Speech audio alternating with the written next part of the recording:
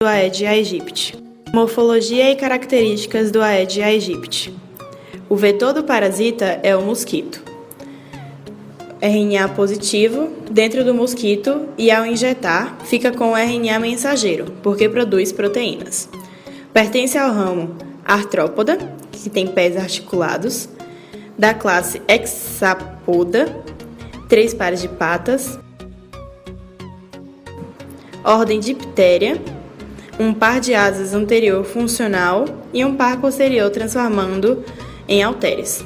Família Culicidae e gênero Aedes. Os mosquitos medem menos de 1 centímetro, são pretos com manchas brancas no corpo e nas pernas. Espécie fêmea ou macho, porém só a fêmea consegue ser infectante. Se alimentam de solução que contém açúcar ou outras substâncias, néctar de plantas, por exemplo, como fonte de nutrientes. No entanto, a fêmea dessa espécie necessita das proteínas presentes no sangue do hospedeiro para que ocorra a maturação dos ovos.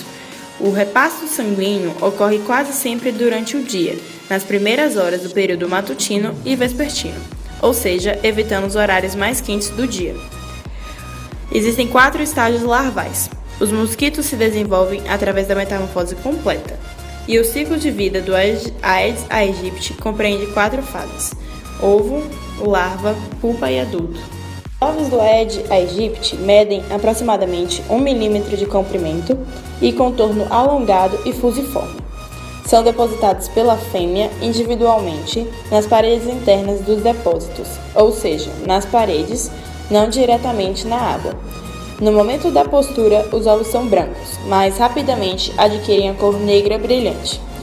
Uma vez completado o desenvolvimento embrionário, os ovos são capazes de resistir a longos períodos de dessecação, que podem prolongar-se por mais de 1 ano, mas ao contato com a água se eclodem rapidamente. Larva. Período de alimentação e crescimento. As larvas passam a maior parte do tempo alimentando-se principalmente de material orgânico acumulado nas paredes e fundo dos depósitos. As larvas possuem 4 estágios evolutivos. A duração da fase larvária depende da temperatura, disponibilidade de alimento e densidade das larvas no criadouro.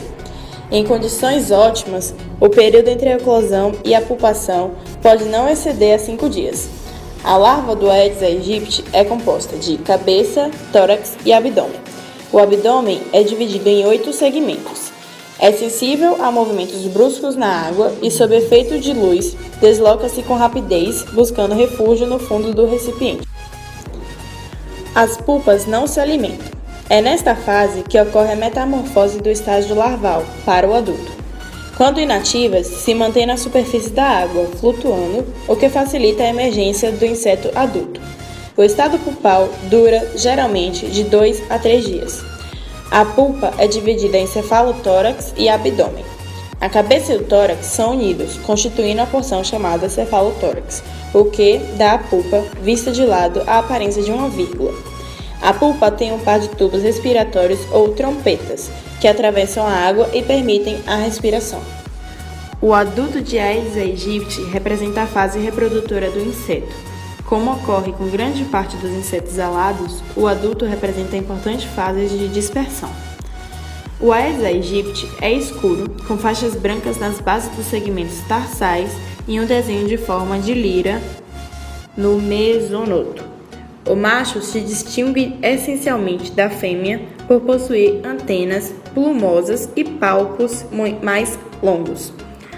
Logo após emergir do estágio pulpal, o inseto adulto procura pousar sobre as paredes do recipiente, assim permanecendo durante várias horas, o que permite o endurecimento do exoesqueleto, das asas e, no caso dos machos, a rotação da genitália em 180 graus. Dentro de 24 horas após emergirem, podem acasalar, o que vale para ambos os sexos. Uma única inseminação é suficiente para fecundar todos os ovos que a fêmea vem a produzir durante sua vida. As fêmeas se alimentam mais frequentemente de sangue, servindo como fonte de repasto a maior parte dos animais vertebrados, mas mostram marcada predileção pelo homem. O repasto sanguíneo das fêmeas fornece proteínas para o desenvolvimento dos ovos. Os adultos de Aedes aegypti Podem permanecer vivos em laboratórios durante meses, mas na natureza vivem em média de 30 a 35 dias. Com a mortalidade diária de 10%, a metade dos mosquitos morre durante a primeira semana de vida e 95% durante o primeiro mês. Ciclo de vida. As larvas de primeiro estágio eclodem dos ovos após um período médio de 2 a 4 dias. Nos 5 a 20 dias seguintes, as larvas vão passando por mudas sucessivas até alcançar a fase de L4, transformando-se em pupa. Ao final do período pulpal, que é de 1 a 3 dias, a pupa permanece quieta na superfície da água. Quando o adulto rompe a quitina do cefalotórax, aguarda uns minutos sobre a casca da pupa até o enrijecimento da quitina e das nervulas alares, quando voa até um abrigo próximo, onde haja pouca luz, ausência de ventos e umidade relativa do ar elevada. Cerca de 24 horas depois, os mosquitos já são capazes de voar para realizar a cópula e buscar alimentos. O mosquito fêmea se torna infectado quando suga o sangue de alguém doente. Neste momento, o mosquito terá o vírus em seu estômago, mas ainda não é capaz de transmiti-lo.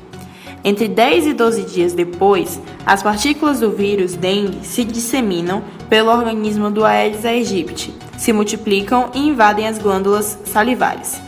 Neste momento, o mosquito fêmea se torna infectível e, somente a partir daí, poderá transmitir o vírus a outra pessoa. Ao mesmo tempo que pica para sugar o sangue, o Aedes cospe saliva, que tem uma série de substâncias analgésicas e anticoagulantes, que o ajudam a não ser notado e a conseguir sugar o maior volume possível de sangue. Neste processo, as partículas de vírus são injetadas na corrente sanguínea da pessoa, junto com a saliva do mosquito. Fisiopatologia da Aedes aegypti. O mecanismo de desenvolvimento da doença é conhecido como mecanismo de amplificação imune. Significa dizer que na primeira infecção pelo vírus, ocorre a infecção de macrófagos com subsequente apresentação dos antígenos virais ao linfócitos T para o estabelecimento da resposta imunológica. Na reinfecção, os macrófagos são ativados pela liberação de citocinas, IL-2 e gama-interferon, e pelo aumento de receptores celulares para a fração Fc e antígenos virais, facilitando o incremento da fagocitose de partículas virais circulantes. Há nestes mecanismos a facilitação da opsonização. A superinfecção de macrófagos ativados incorre na exacerbação da produção de citocinas, entre as quais IL-6 e IL-8, gama-interferon e TNF-alfa, que fazem a mediação da vasculite sistêmica e o dano tecidual verificado nesta fase da doença. O sistema completo é ativado e mecanismos de resposta inflamatória humoral, como a histamina, bradicinina e o fator de ativação plaquetária, são desencadeados pelo dano endotelial. Assim, há o dano difuso do endotélio, com extravasamento de plasma, cheque hemorrágico tecidual ou... O Aedes aegypti pode transmitir dengue, zika ou chikungunya. A dengue é dividida em dois tipos, a clássica e a hemorrágica. A clássica é a forma mais leve da doença e pode ser confundida muitas vezes com a gripe. Os sintomas duram de 5 a 7 dias e apresentam febre alta, dores de cabeça, manchas avermelhadas na pele, cansaço, indisposição, enjoos, vômitos e entre outros. Já a dengue hemorrágica acontece quando a pessoa infectada com a dengue sofre alterações na coagulação sanguínea. Se a doença não for tratada com rapidez, pode levar à morte. Na dengue hemorrágica é mais comum quando a pessoa está sendo infectada pela segunda ou terceira vez. Pode levar a uma queda na pressão arterial. Zika. A febre ela é baixa e pode estar ou não presente. As dores nas articulações são leves e possuem manchas avermelhadas na pele, que são quase sempre presentes e com manifestações nas primeiras 24 horas. A coceira ela pode ser leve a intensa e a vermelhidão pode estar presente. Chikungunya. A febre ela é alta e de início imediato, quase sempre presente. As dores nas articulações são intensas e presentes em quase 90% dos casos. Manchas vermelhas nas peles se manifestam nas primeiras 48 horas. A coceira, presente em 50 a 80% dos casos, com intensidade leve, e vermelhidão nos olhos. Tratamento.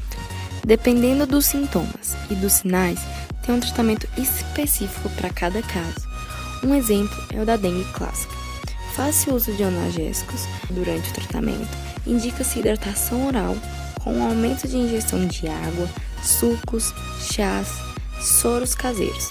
Não se deve usar medicamentos com derivados de ácido acetilsalicílico e anti-inflamatórios não hormonais, por aumentar o risco de hemorragias.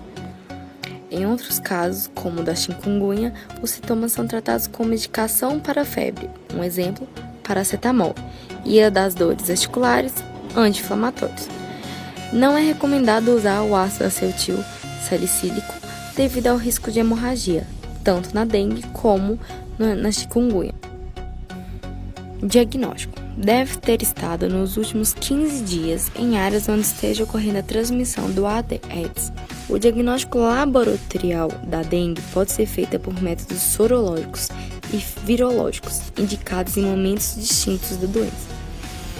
Os vírus só podem ser detectados em exames de laboratórios. São 3 os tipos de testes capazes de detectar o chikungunya: sorologia, PCR em tempo real e isolamento viral. O diagnóstico laboratorial específico do vírus Zika baseia-se principalmente na detecção de RNA viral. Prevenção da doença. Manter a caixa de água sempre fechada com tampa adequada, remover folhas, não deixar a água acumulada sobre a laje e nem dentro de casa, trocar água por areia nos potinhos de plantas, guardar a garrafa sempre de cabeça para baixo, colocar o lixo em sacos plásticos e mantenha a lixeira bem fechada, evitando que entre água, e entregar os pneus velhos a serviços de limpeza. Epidemiologia do Aedes aegypti. O Aedes aegypti é uma espécie que é encontrada em países tropicais e subtropicais. Estes têm sido achados esporádicos apenas durante a estação quente, não sobrevivendo ao inverno. Por sua estreita associação com o homem, o Aedes aegypti é, essencialmente, um mosquito urbano, encontrado em maior abundância em cidades, vilas e povoados.